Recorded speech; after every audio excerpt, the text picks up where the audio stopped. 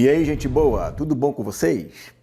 Então, eu não sei se vocês já chegaram a ler o livro de Thomas Hobbes, O Leviatã.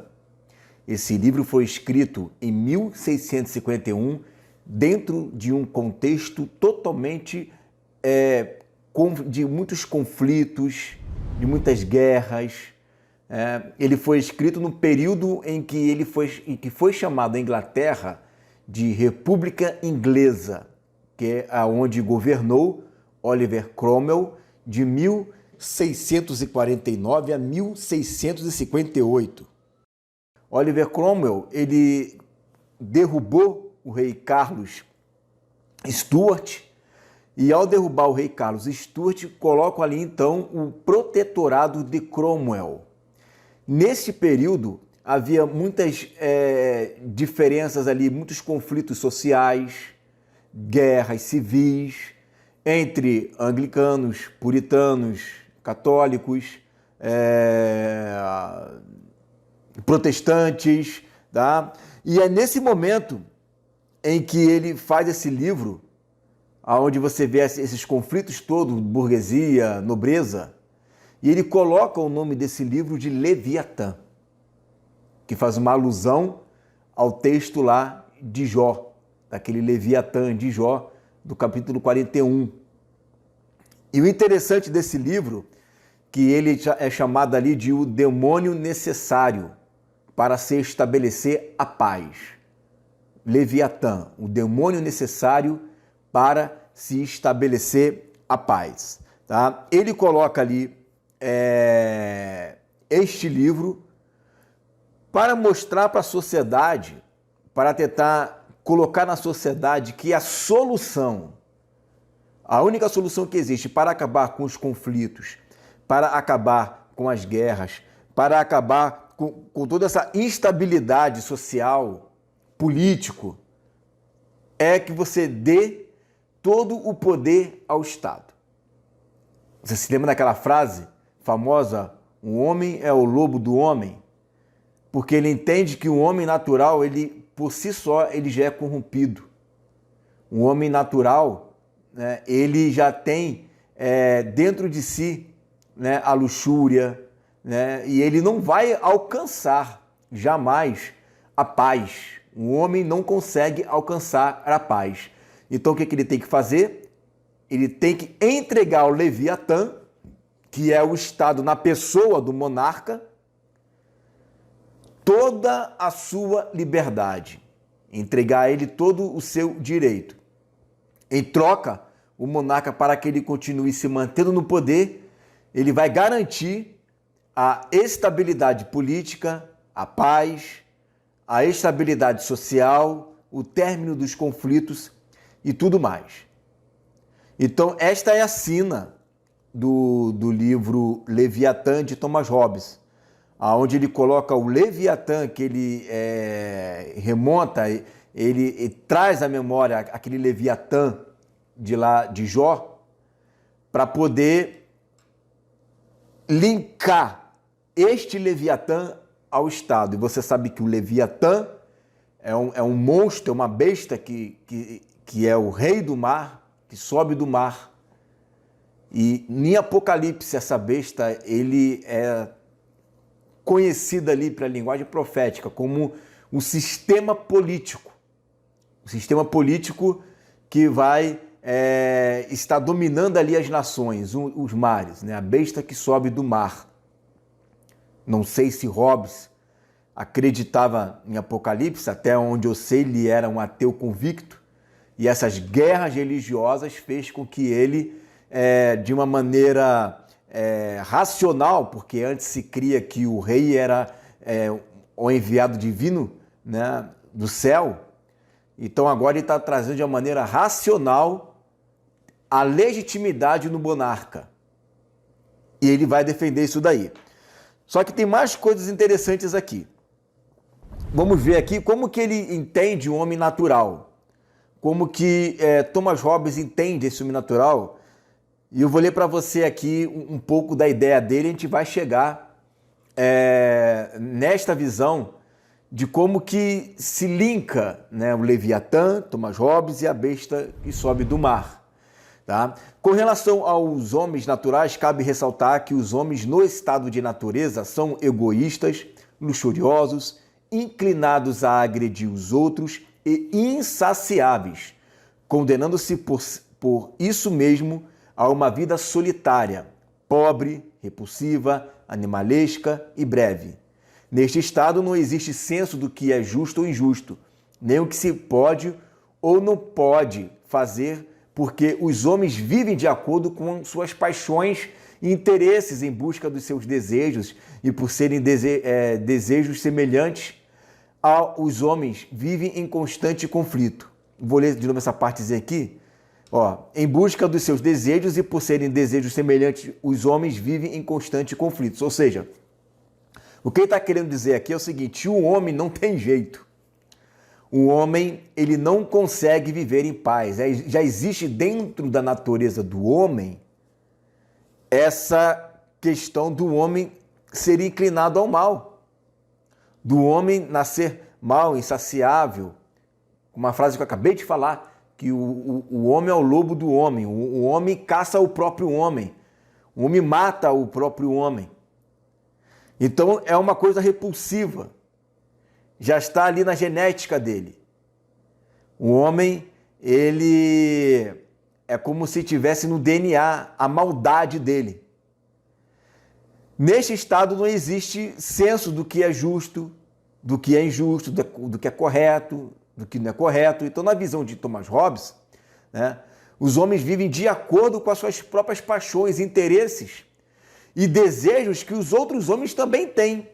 Como eles têm interesses que os outros homens também têm, então eles acabam entrando em constante conflito. É essa a ideia de que ele está trazendo. Mas ele também, junto com essa ideia, ele vai trazer, né, uma solução para isso daí.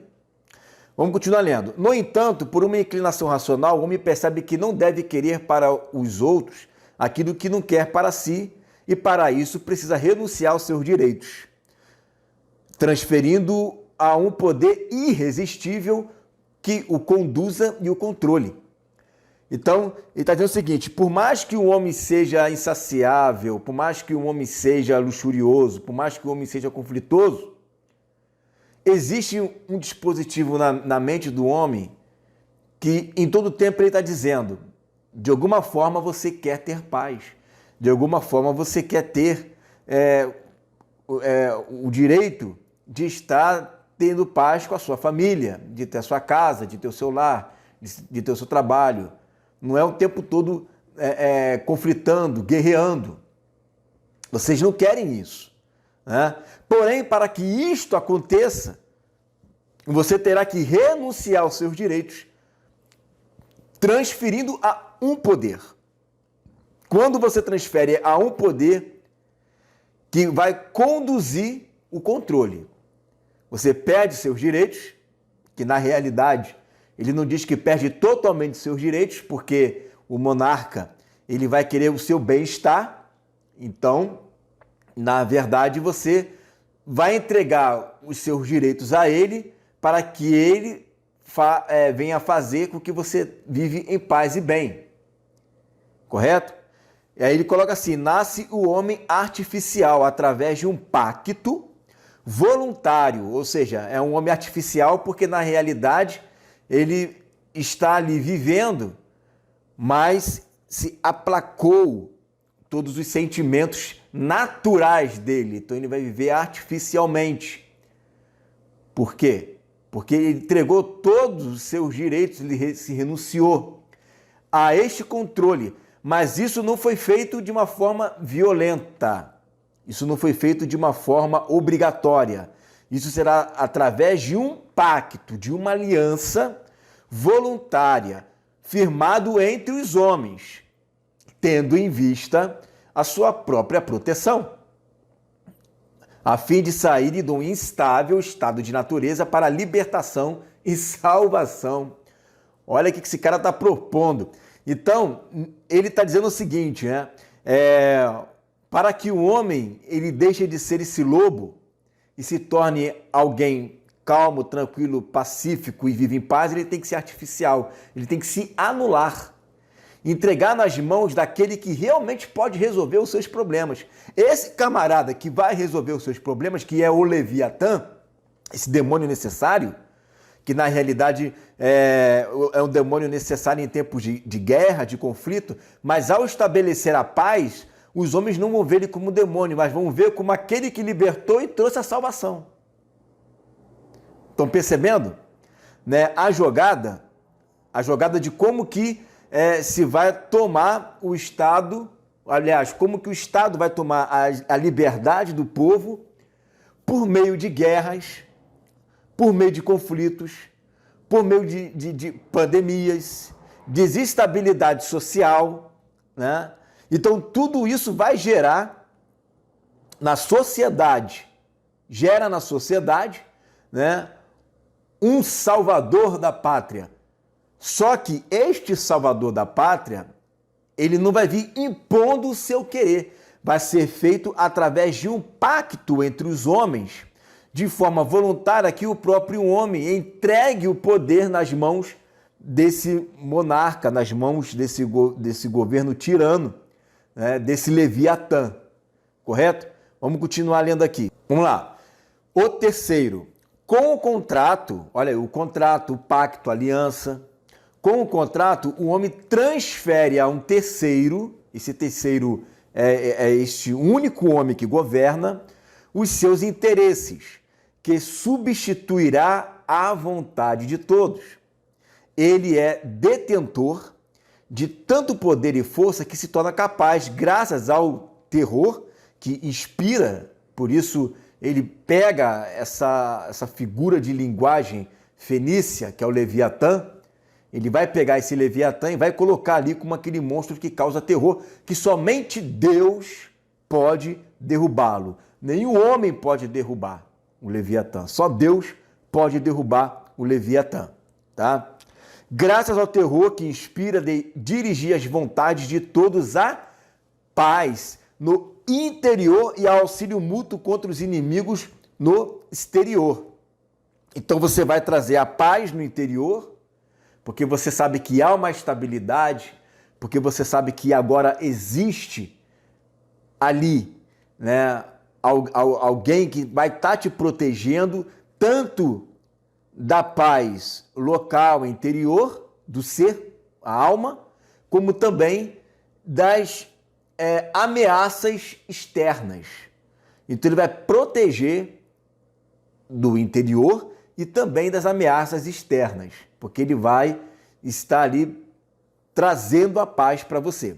O contrato não é firmado com o detentor do poder, mas entre os homens que renunciam em proveito desse Senhor. Então os homens, eles vão criar, claro que está aí, né? São os poderosos, são eles que decidem, e eles mesmo entregam, olha aí, né? Eles entregam a este homem o poder. Eles vão entregar a esse homem o poder, e este poder que será entregue a ele vai fazer com que todos se renunciam, que todos se anulam e que todos se tornem artificiais, para que assim haja paz, haja segurança, haja auxílio, conforto, comida, bebida, né? E aí, através desse homem, ele consegue, por meio desse pacto, fazer aquilo que nenhum outro homem já fez e nem pode fazer.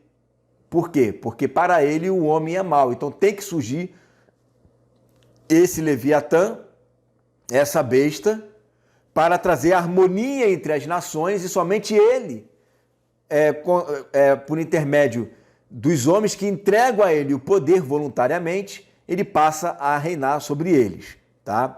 Em proveito desse Senhor, há todo o direito e toda a liberdade nociva à paz, sempre trazendo a paz, sempre com o intuito de trazer a paz, né? Você observando ali que ele nasceu dentro de um período de muito conflito, nasceu dentro de um período de muitas guerras. Então ele está vendo que os homens não estão dando jeito de nada. Então tem que ter um único governo, tem que existir um único governo, onde esse único governo é que vai realmente trazer a paz. Mas isso não será imposto, isso será voluntário. Os homens vão enxergar isso, os poderosos, e vão entregar esse poder ao Leviatã. Correto? Então, o que ele vai dizer? A renúncia. A renúncia através do contrato deve ser absoluta, total e irrevogável. Do contrário, o estado de guerra natural continuaria entre os homens, na justa medida em que tivesse conservado um pouco que fosse a liberdade natural. Então vamos supor, né, que eu ainda tenha alguma bandeira que possa lutar contra este Estado, né, ou este monarca, ou este imperador, ou este governante. Então isso já vai gerar um conflito. Não pode, tem que estar todo mundo com o mesmo pensamento, todo mundo com o mesmo intento, todo mundo com o mesmo objetivo, segundo a vontade do Leviatã, segundo a vontade daquele que governa. Se não for assim, não adianta. Enquanto houver oposição, enquanto houver alguém que ainda queira fazer a sua própria vontade, então isso não vai dar certo. Então a gente tem que eliminar esse tipo de gente. Tem que eliminar esse tipo de pessoa. Tem que tolir ele da sua liberdade natural. Assim, o soberano poderá garantir a igualdade perante a lei. Então, isso será feito de uma forma legal. Porque poder absoluto não é ausência de arbítrio, pois através da legalidade ele realizará os interesses dos homens. É aquilo que eu falei anteriormente. O fato da pessoa estar debaixo da lei, do Leviatã, não significa que ele perde o seu livre-arbítrio. Contudo, é um livre-arbítrio que passa pelo crivo do Leviatã. Em contrapartida, o Leviatã vai querer garantir a ausência da guerra, fome e desestabilidade social, conflitos, e te dar a paz. Então é uma troca, você dá a ele poder e te dá a paz. Correto? Quando isso acontece, o Estado consegue atingir, quando isso acontece, o Estado consegue atingir a paz social. E o Leviatã deixa de ser aquele monstro bíblico e passa a ser humano. Olha aí, gente, ele deixa de ser... Olha a mente do camarada, hein? Ele deixa de ser um monstro bíblico, ou seja, um demônio, e passa a ser um homem. Né? E deixa de ser um monstro, né? E passa a ser um homem. Esse ser humano, mas que tem toda a eficácia demoníaca dentro dele. Claro que eu estou falando aqui, né, palavras com linguagem profética, porque você está entendendo muito bem o que eu estou dizendo aqui. Não preciso falar que isso se refere ao anticristo. Mas me parece que em todo o tempo, desde lá da Torre de Babel, em todo o tempo, os homens querem fazer essa unidade. E Deus, ele está sempre intervindo, sempre intervindo. Mas vai chegar um momento em que Deus vai permitir essa unidade, para no final ele intervir de novo. Né? Então, Thomas Hobbes, ele praticamente desenhou aqui o que mais na frente em Apocalipse nós vamos ver isso acontecendo. Porque ele enxergava o Leviatã como o próprio Estado. As nações ali, porque o Leviatã ele tinha essa simbologia de um monstro marinho que defendia os peixes menores. Ele era o salvador, mas era um monstro terrível. E as pessoas se admiravam. São as mesmas expressões que está lá também em Apocalipse capítulo 13. E os homens se admiravam diante dele. Quem poderia lutar contra ele, né?